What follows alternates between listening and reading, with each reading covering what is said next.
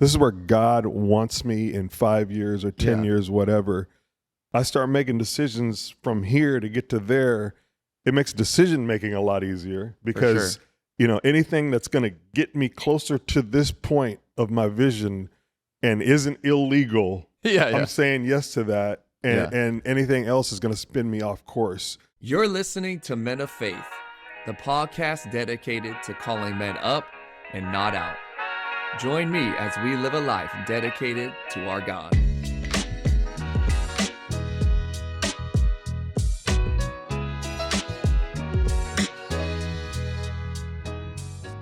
All right, welcome back to the Men of Faith podcast. I'm your host, Caleb Cole, and I am here today with my guest, an incredible man of God, leader, so much more. But I want to introduce Pastor Bob Balian. So Pastor Bob from Midtown Church, so glad you're here with us. Thanks for joining us. You said that just the way I paid you to say it, bro. Thank you. Yes, and I'll use that wisely. That money, that is. But hey, man, thanks for being with us. Pleasure. Men of Faith podcast is obviously here to just really encourage, build up men. Sure. And I've seen you as someone that's been an encouragement to me. First of all, I just want to thank you. Thank you. In this, church planting journey. I know you guys were a church plant a few years before us, and I got to connect with Pastor Bob early on, being here in Sacramento when I moved back and we were launching Project. And man, I just want to thank you for your investment, encouragement. You've been nothing but a joy to be around, and not all pastors are like that. Bro, tell me about it. And can I just say, Letty and I are huge fans of yours, and Chrissy, you guys have done an amazing job. You guys are building a foundation here that is going to last long beyond you, certainly long beyond me. So great job, bro. Yeah, thanks so much. Midtown Church has been just a powerful, impactful church here in this downtown area for, what are you guys now, 15 years? Yeah, 15. So you're just a few years ahead of us. And I know when we went to launch, I met with all the pastors in the area, and we connected. And most of the pastors that were already in downtown Midtown were like, really discouraging me, like, you shouldn't do this. Oh, and by the way, you can't grow a church, not in downtown. And like, there was a lot of negativity that I felt. I left all these meetings like, man, I don't think anybody wants me to do this. But I remember meeting with you, and you're like, bro, you can do this. Like, you got this. You guys are going to kill it. And I'm like, there's one that believes in us. And so, man, thank you for being that guy. You know why it's that way? Because I talked to all of those pastors too when I was about to plant, and they did the same thing to me. So we overcame. We overcame, and we both grew churches. That's right. And I just think that there's something about that when people are telling you it won't work, it can't grow. But if God puts something in your heart, right, and you're walking by faith, why would you listen to anyone else that would say otherwise? Absolutely. But thank you. I think in the moment when we met, it was like I needed to be encouraged and feel like, okay, I'm not crazy for having faith for this. And seeing your church reach thousands now, I know you guys are a few thousand. I don't know how many thousands, but on a Sunday, thank you.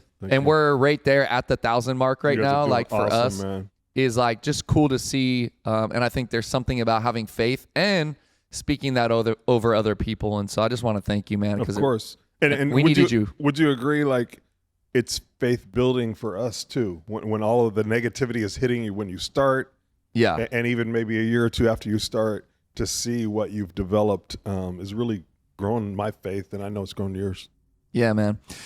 Well, yeah, for sure it has. And I love what you do. Like, I do think that you have a special gift with men. I've just seen you, like, your church. Most churches are made up of a lot of women. And what do they say, 65%? But when I look at Midtown Church, I don't know your demographics, statistically, but I actually visited a couple weeks back. I snuck in, and I've been to your church in the past too. But what I see is like there's a lot of really strong male leaders, strong men of God.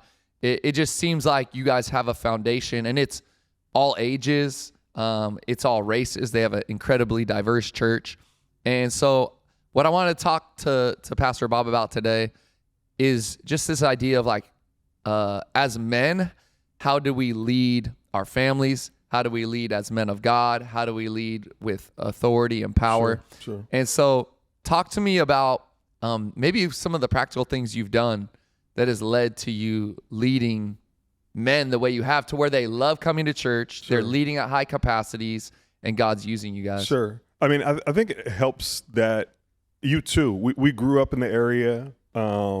We laid some foundation in the area. So I grew up in Sacramento. I went to Kennedy High School. I was an athlete in high school and junior college before I went to UCLA. And when I came back, I took over a family business. So I ran a business for 15 years in the community. So people saw me as a business leader. During that time, I became a coach for basketball. Yeah. And, so people saw me as a coach. So just like you, people have seen me in the area as an athlete, as a business leader, as a coach. And then I started with youth ministry and started developing and laying a foundation as a pastor. So I think that plays a role for sure. Kind of you've built trust in the community. People have a general sense of he has some staying power. He's a person who is trustworthy. But then after that, once you say, like you did, I'm going to plant a church here, I have a vision from God, I think at that point, you need vision, obviously, but you got to have clarity. And I think that's where some people miss the boat. I think clarity actually supersedes vision. I've seen some people with a bad vision actually pull it off because they were super clear about what they were going to do. And people actually, they love trustworthiness. They love it when someone is loyal to them, and they'll give loyalty back.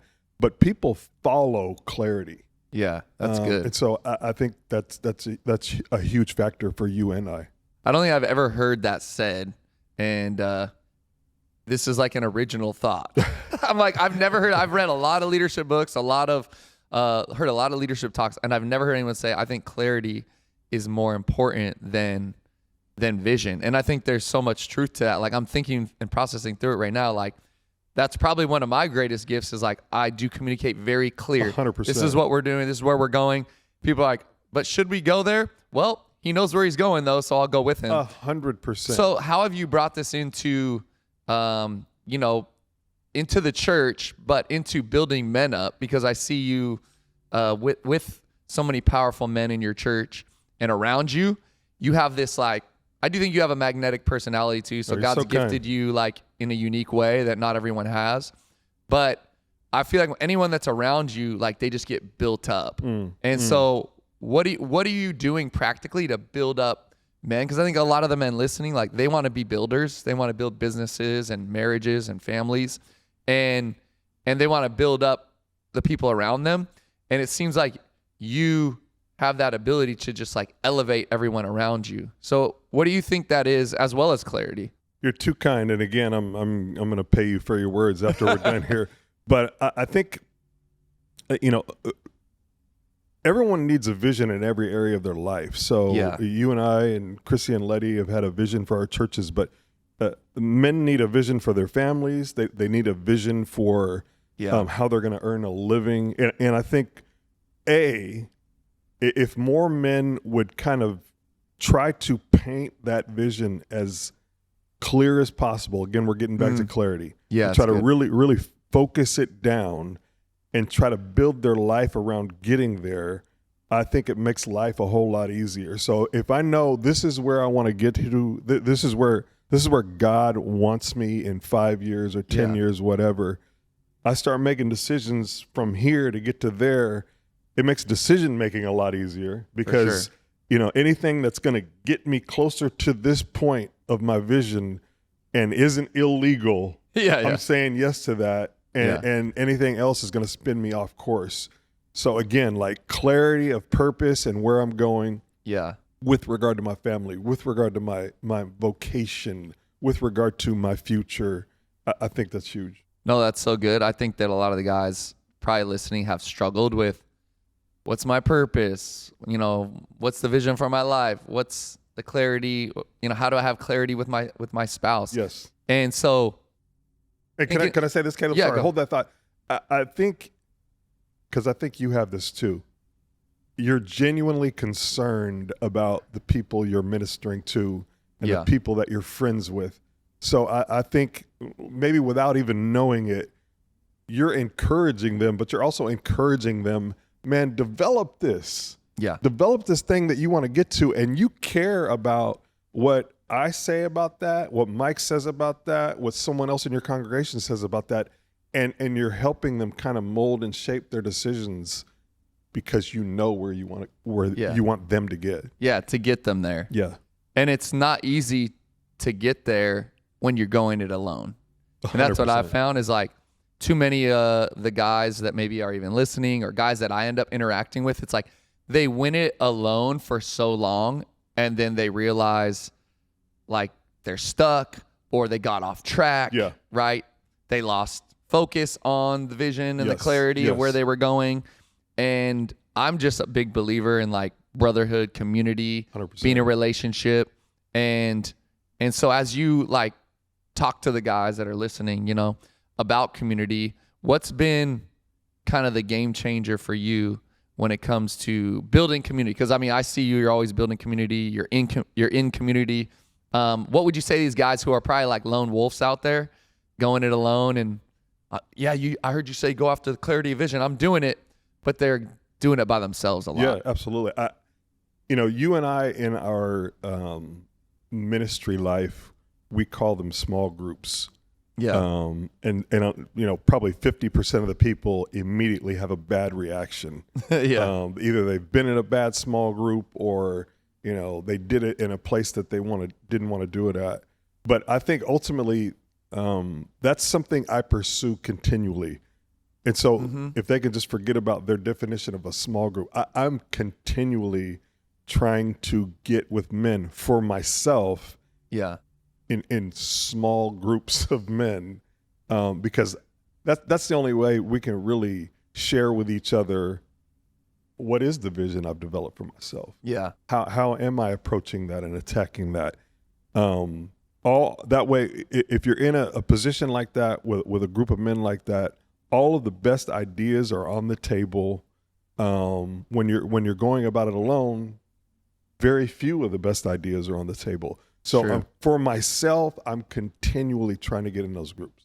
Yeah. So it's finding a way to get in that room, to get in that circle, to get in that community relationship. I know for me, so I still play basketball on Monday nights. Absolutely. We have a game tonight, and it's Monday when we're recording this, but we're in a group text, and I'm seeing these guys like this morning. One of the guys sent out a text like, hey, what can I be praying for you guys about? Boom, boom, boom, boom, boom, boom. These are guys we just play basketball with. 100%. Right? Like we're just playing basketball on Monday nights. It's about competition, but it's really about community. 100%. And all the guys like, I need prayer for this. I'm going through this. I'm bad. And like authenticity too. Like, hey, I'm actually dealing with temptation. And would you pray for me? I want to walk in purity. And so I just see that. I mean, that's a circle of guys who just hoop together that now has become a circle that's strengthening them. 100%. And so if we're going to, like you said, we have the clarity, we figure out the clarity of vision, we start going after it. But then what I'm hearing is like, we can't get there alone. 100%. And if we try to get there alone, we're probably going to get off track and we're going to fall, or we're just going to be lonely in the 100%. Process. There's that passage in the Bible where it says that while all of the men were off to battle, King David stayed behind. Mm-hmm. His small group was gone, and he was there alone. And that's when he got into trouble. I think that's true for all of us. I think it's just a microcosm of all of us. I think when we're drumming up the worst of ourselves, I think we just naturally, without knowing it, isolate ourselves. Yeah. Trying to keep everything in the dark. And as you well know, Caleb, well, we've seen it happen with many of our congregants. Unhealthy things grow in the dark. Yes. Nothing out in the light. Super unhealthy is growing out there. But if we go remove some rocks somewhere and look underneath in some soil where it's been dark forever and ever, there's some pretty gnarly things under there. Yeah. No, that's such a good point.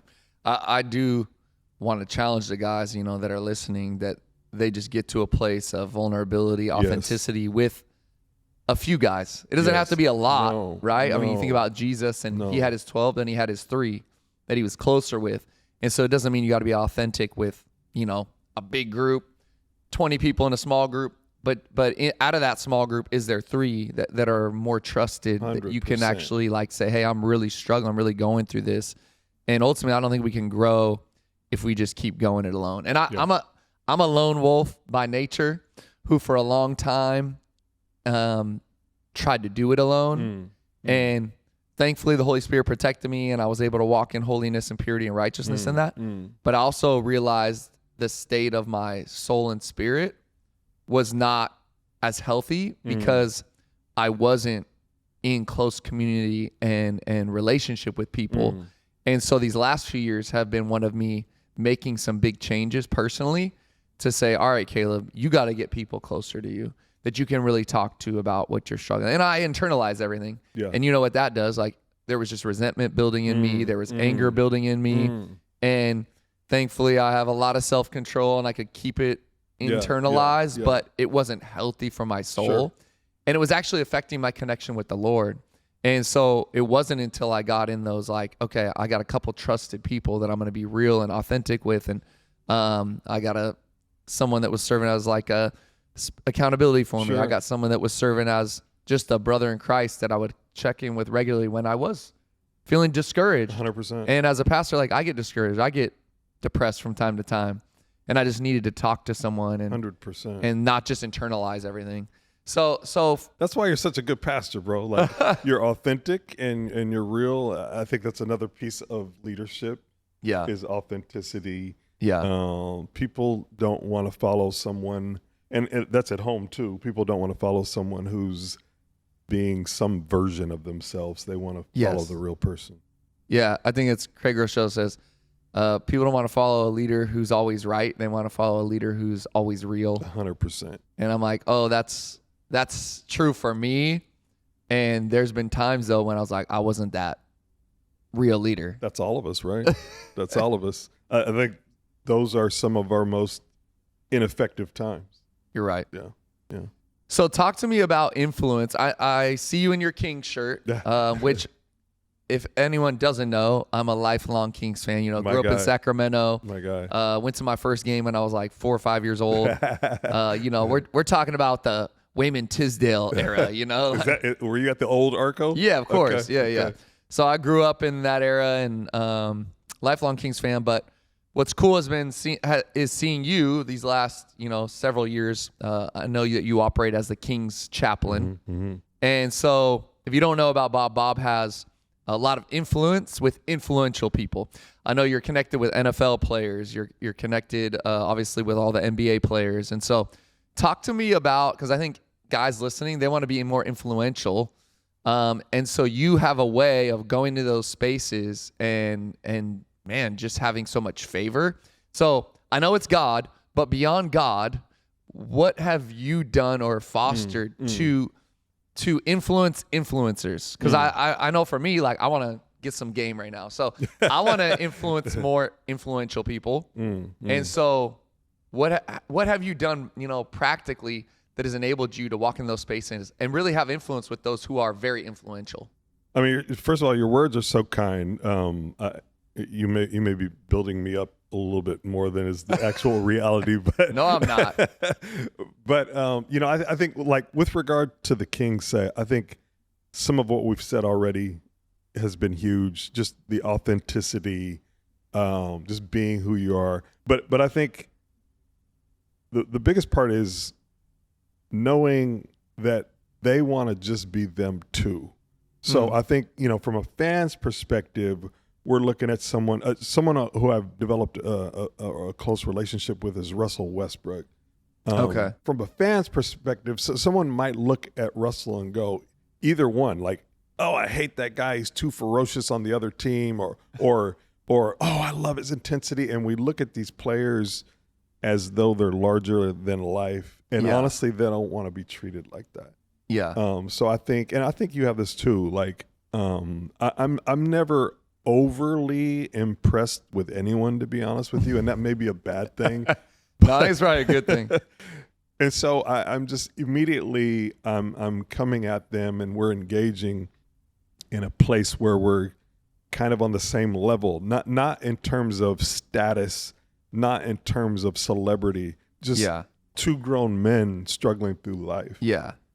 And they need a place, bro, probably more than anyone, to talk about who they are and what they're struggling with. They don't want that in the paper. They don't want that on podcasts. They don't want that on TV shows every day.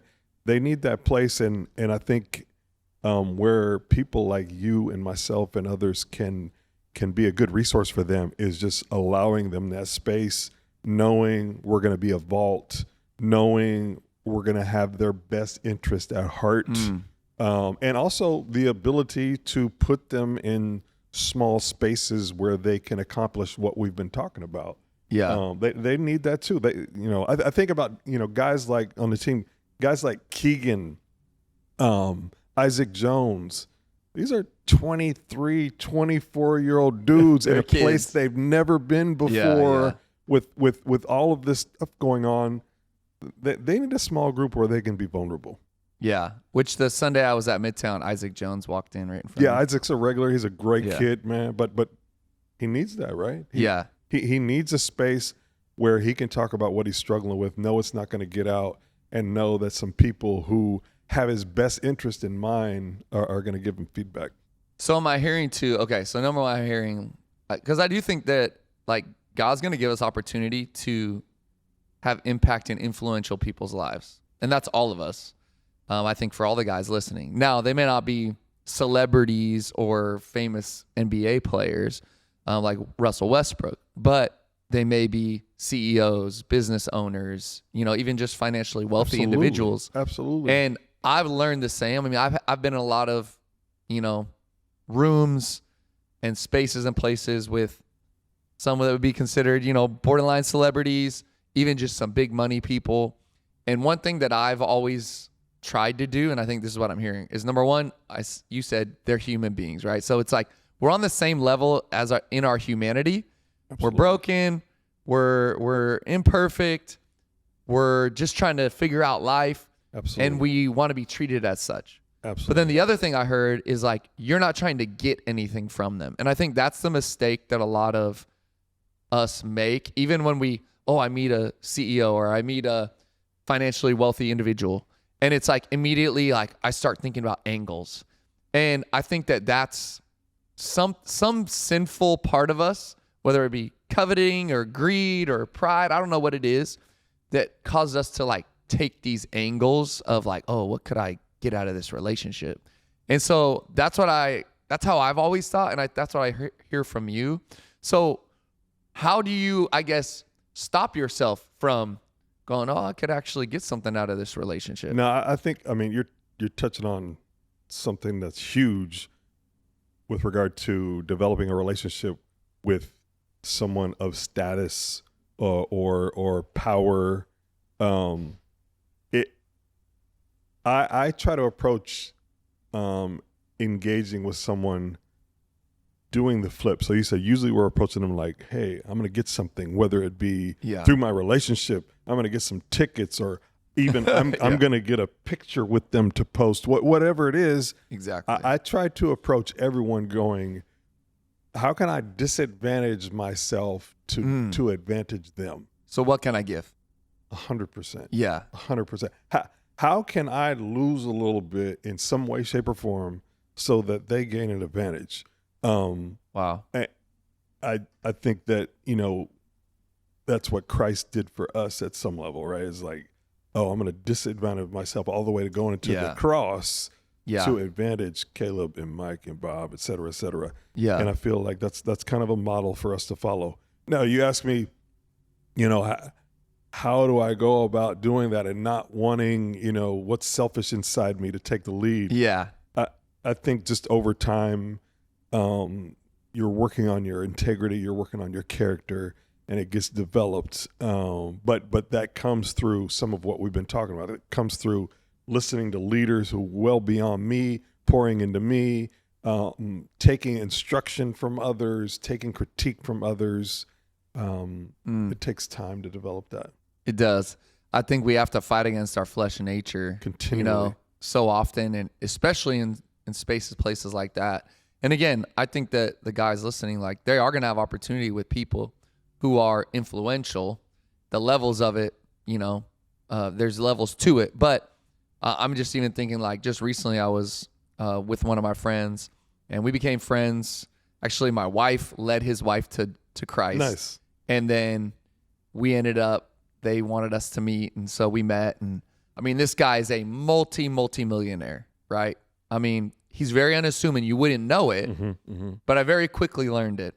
And so I had to, at the very beginning, just say, like, this guy has a lot of money, but I also see a lot of the struggles that he's facing. And so to say, like, I'm not impressed. Well, because I know just talking to him, like, here's all the areas of deficiency. Yes. Which we all have. Yes. And so I very quickly was like, man, how can I help him grow in his faith in the Lord? He recently gave his life to Jesus too. Like, how can I help him grow as a follower of Christ, and really having that mindset?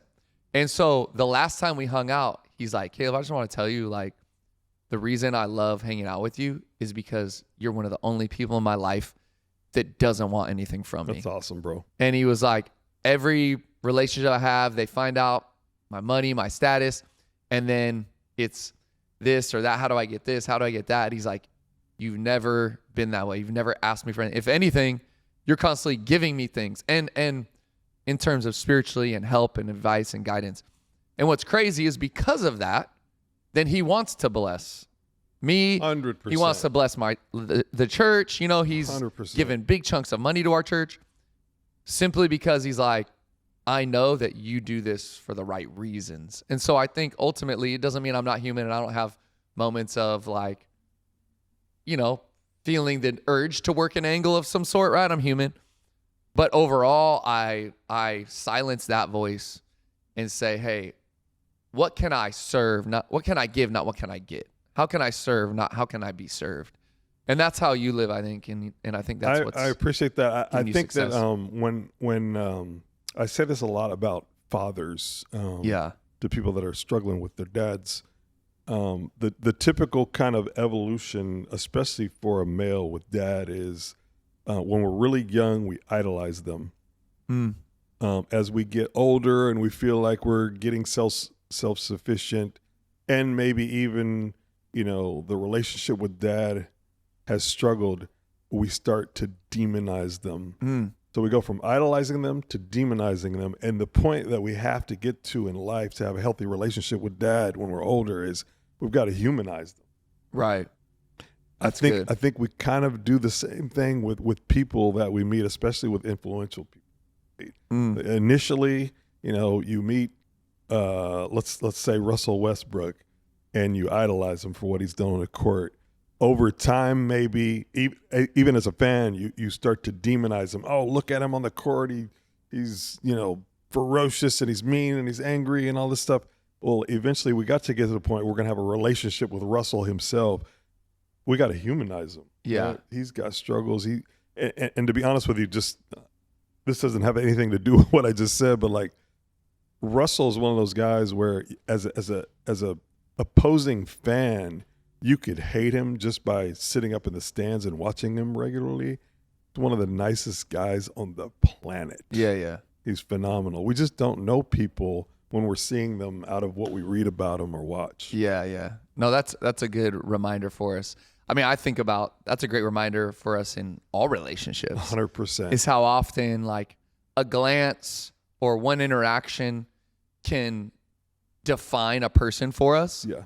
And then I sit down across from them for coffee or lunch or dinner, and I hear their story and I hear about their life. And next thing you know, I'm like, you're nothing like I thought you were. Absolutely. Right? You're actually completely different. You're human like me. And actually, maybe we could be friends. Yeah. But I made a decision based on one interaction, one look, one, passing by comment, and how much of that often is even connected to our own insecurity as to why we see people the way we see them. That's good. And so I love that you humanize someone for us that I think everyone listening, especially the guys, like, they know. But I think that should carry over to all the relationships that we could have with people, whether it be at work, at church, in our neighborhoods, and try to just humanize everyone. 1,000%. Oh, you said that better than I did. So good job. Not even. So, Bob, thanks for being on today. One last thing we do here at the Men of Faith podcast is we always give them a call up. We don't call men out. We call them up. Occasionally, they probably do need to call out, but on our podcast, we call them up, not call them out. So if you could give them one call up based on our conversation today, what would you call them up to? Oh, man. I guess just based on our conversation, I'd call them up to attempting to build some sort of, personal, I'll call it personal board in their life. Like, ooh, okay. 3 or 4 people who are kind of who have been called by you to build you up, edify you, take you out to the woodshed when necessary, and just people that you trust with your life. Be able to be authentic with them. That's powerful. So that community that you talked about earlier. Yeah. The community. I love that I've never heard anyone say like your own personal board. Yes. Three-person board. That's maybe what Jesus had in those 3 disciples. Absolutely. It's like, these are the guys that are going to keep it real with me, challenge me. I'm going to call when I'm struggling. They're going to lift me up, edify me, build me up. That's so good.